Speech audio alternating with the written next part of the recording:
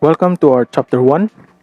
This is the start of our CCNA313, that is Scaling Networks. So to start with, we will have a basic discussion about the LAN design. That is primarily the focus of our first chapter.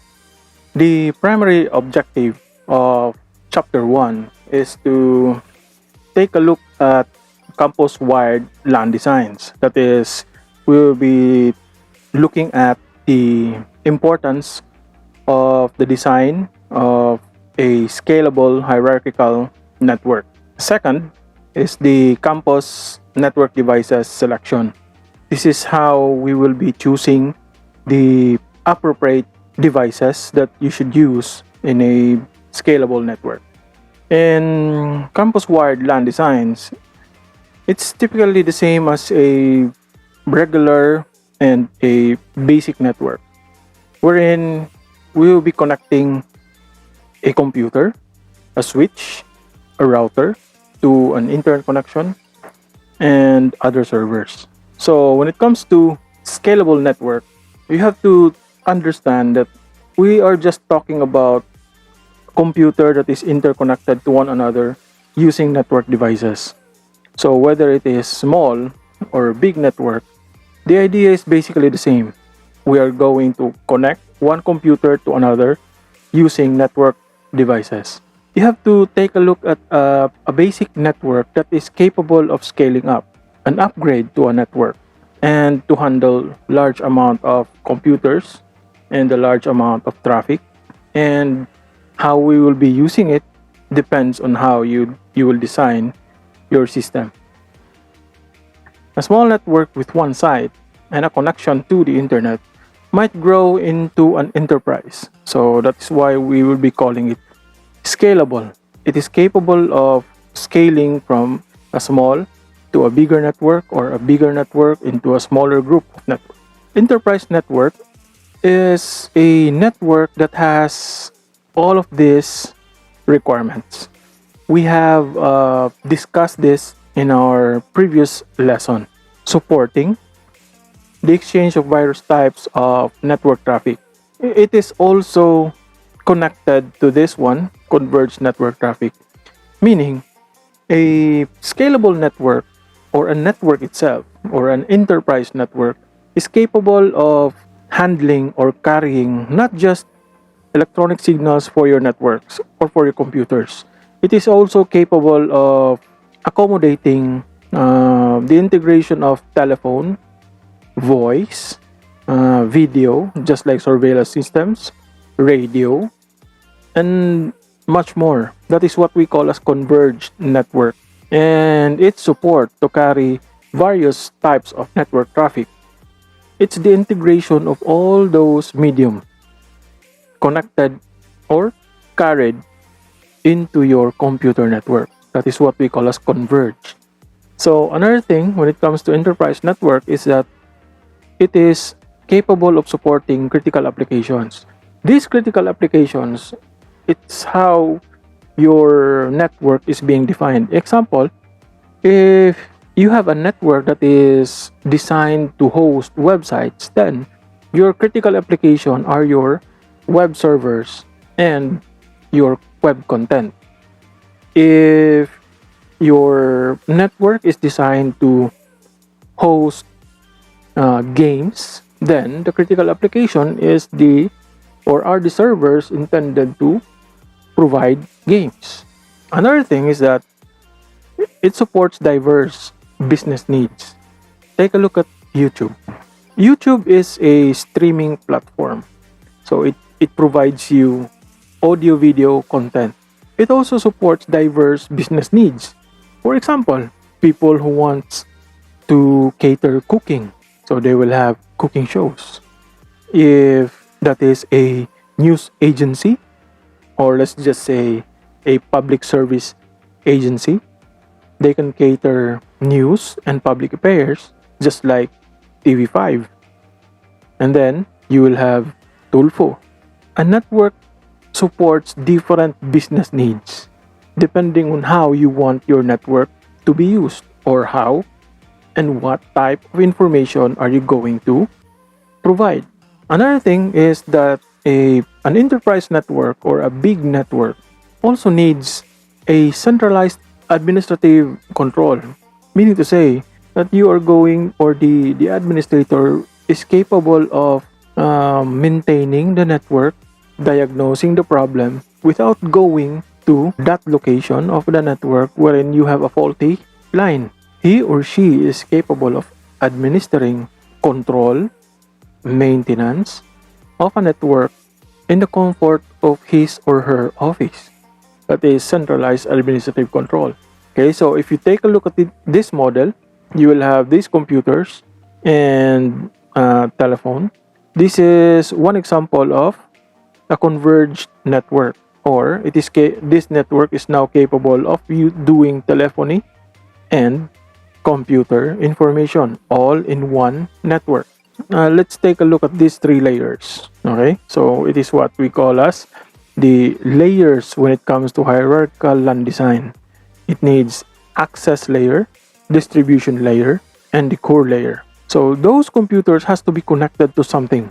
Those first layer, or those first switches that these devices will be connected to, that is what we call as the access layer. Those are just simple switches.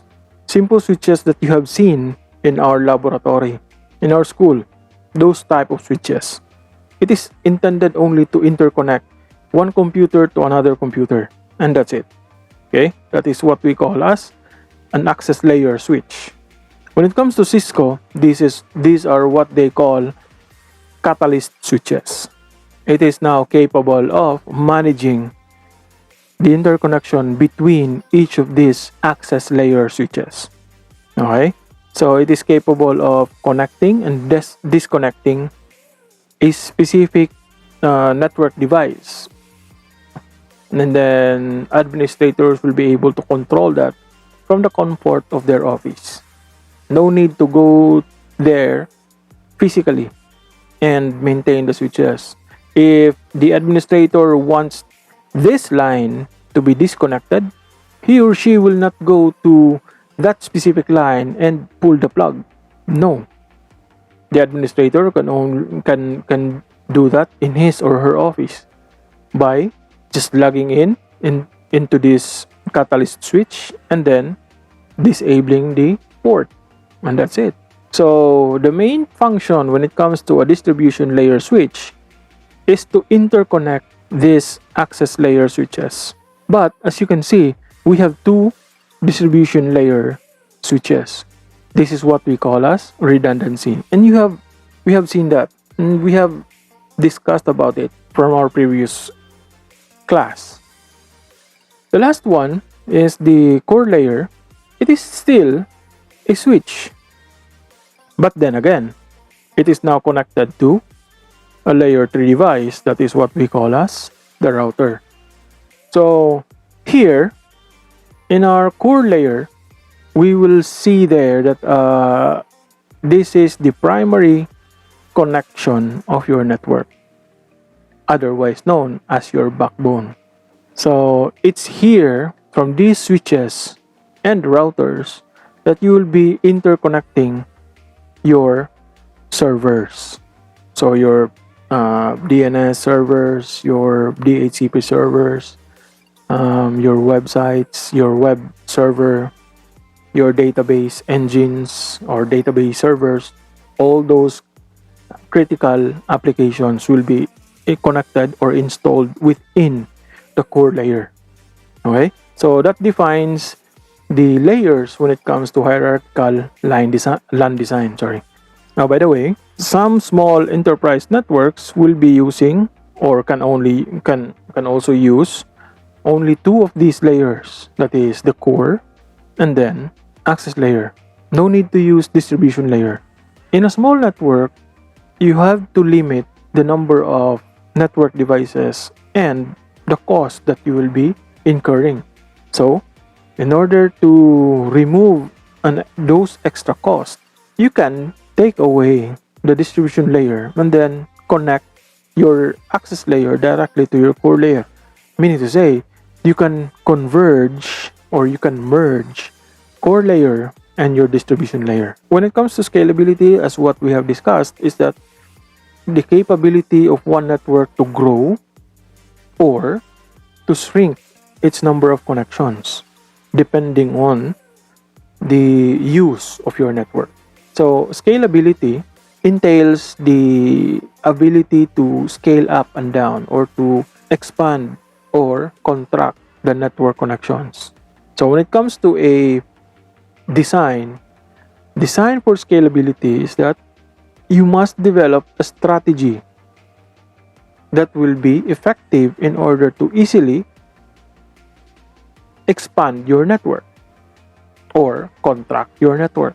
The use of expandable modular equipment or cluster devices can be used in order to make sure that your device can easily expand or contract based on your requirement. If you are the designer and you might be expecting in the long run that it does not only accommodate 10, but the room can accommodate, let's just say, 18 to 20 computers. So instead of buying a 12-port switch, you will buy the 24-port switch, leaving a room for a possible expansion into 23 computers to be connected. So that is what we call as modular. You must be able to understand and plot or design how are you going to manage the internet protocol addresses, whether it is IPv4 or IPv6. You have to plot out what IP addresses will be used by a group of computers in a specific network and what group of IP address will you be giving to another part of your network. Okay, so managing those IP addresses will be very, very important. Another thing is that choosing a router or the multi-layer switches. Okay, then you are going to implement redundancy. So in order to do redundancy, that is basically duplicating the necessary equipment in order to minimize failovers.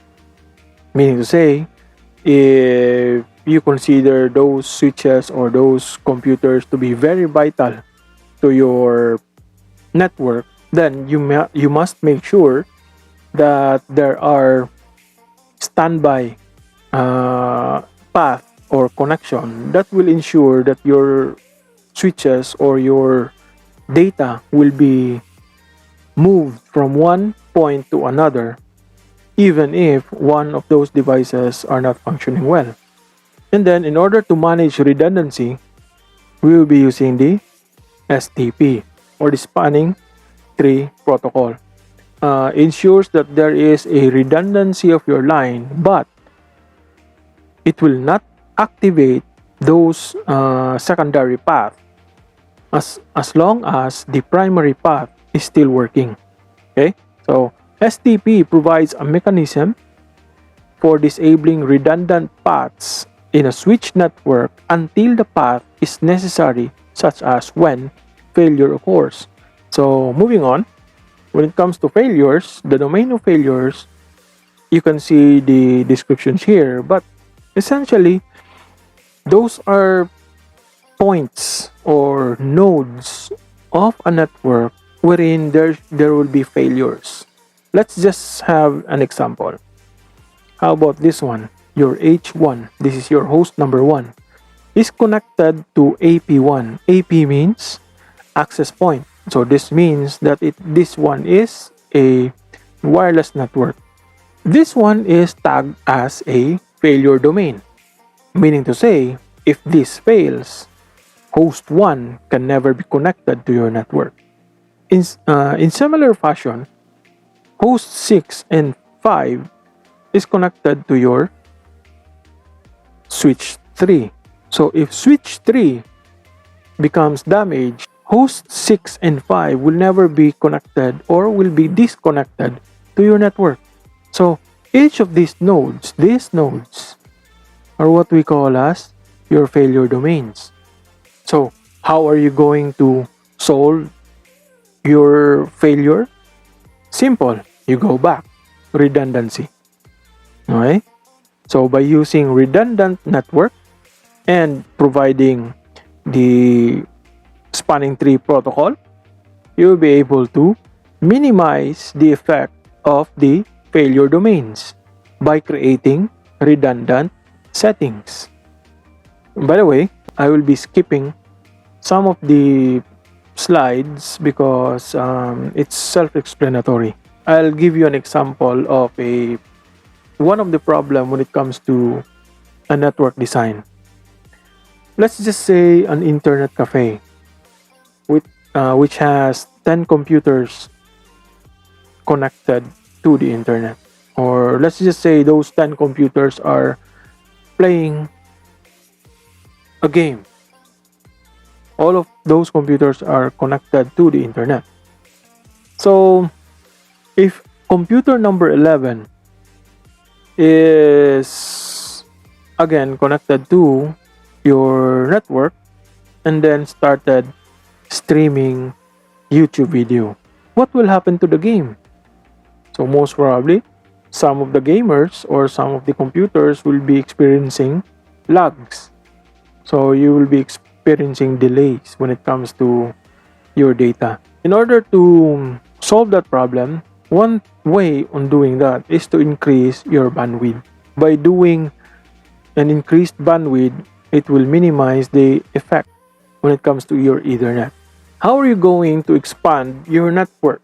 We have seen from your neighbors, our school, any office, we are using this, your wireless LAN. So that is the easiest way on how to expand our network by providing wireless networking that is connected to your existing network. Because that is wireless, it is very simple or very easy for additional devices to connect to your network. But there's a problem. If there are a lot of computers that are connected to your wireless device, then it now poses a problem when it comes to latency. Going back, we need to increase your bandwidth, change this into bigger or higher performance switches, then use multi-channel Ethernet or multi-Ethernet channels in order to maximize your network. So now, how are you going to fine-tune your network? Using protocols. So what are the two protocols that we need or that is specified by your router or a Cisco router specifically when it comes to creating a robust network? Okay, so there are two. That is the OSPF or the Open Shortest Path first, and then the EIGRP. So what is the difference between the two? OSPF looks at the connection. It measures how many number of routers it needs to go through in order to send the information. So it will find the shortest path. EIGRP is a distance vector routing protocol, meaning to say it will take a look at the amount of time it needs to go through one router to another, then computes the total amount of time needed from a specific router going to the destination router or the destination hub, and it will choose the lowest amount of time. That ends the subsection 1.1.